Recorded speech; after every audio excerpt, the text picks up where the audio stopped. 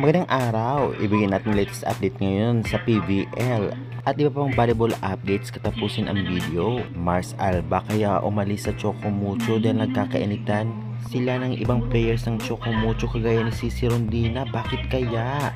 Mga rookie ngayon sa PVL pinag-usapan matunog. May issue kaya sila? Bakit kaya?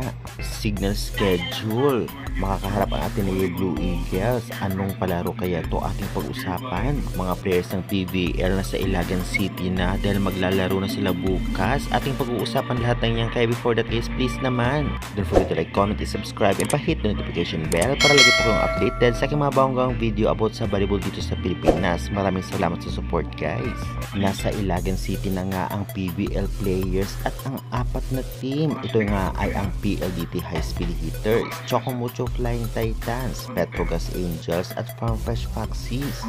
Dahil nga sa laro nila bukas, as of now nga ay hinarap nila ang mga fans dahil nga sa meet and greet before nga ang labanan. At ikanagulat na ng lahat dahil maraming supporters ang PVL sa Ilagan City. Kumbaga napakarami agad dumugso sa venue kahit hindi palaro. Spotted din ng ibang players ng Alas Pilipinas kagaya na lamang ni MJ Phillips. Kaya good luck na lamang sa kanilang meet and greet and good luck sa playbook. At kung magtatanong kayo ng schedule guys ay nakapost na po sa aking YouTube channel. Search nyo na lamang po PVL game schedule. Samantalang usap-usapan naman ngayon ang pag-unfollow ng dalawa sa isa't isa. Ito nga ay si Mars Alba at Cici Rondina.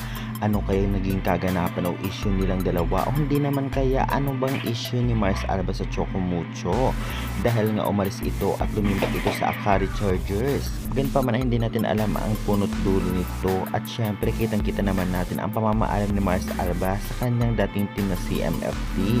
Kaya good luck na lamang sa bago mong team Mars at syempre anong sa inyo about sa pag-unfollow ng dalawa sa isa't isa, i-comment. Samantalang hindi naman binigo ng kanilang mga team sa PVL ang mga rookie o bagong draft sa PVL na mga players dahil nga maganda ang mga performance na pinakita nila at pinag-usapan talaga ito ng bandlang people. At dahil dito marami ang nagkumpara kung sino nga ba ang pinaka magaling o nakapag-ambag ng malaki sa bago nilang team ngayong Frunasi. At base guys sa nakita nyo, sino kaya ang may pinakamaraming ambag sa bago nilang team sa PVL. Samantalang may laban naman ang Signal sa Blue Eagles ngayon sa nagaganap kang National Developmental Sports League 2025 na nagaganap sa Met Park Sports Center at free admission ngayong July 11, 2025. Grabe, napakaganda ng laban na ito kaya kaabang-aba at ayun nga ang maglalaro ngayong araw kaya good luck na lamang sa lahat ng teams. Walang sinabi kung saan mapapanood, baka sa mismong venue lang kaya good luck.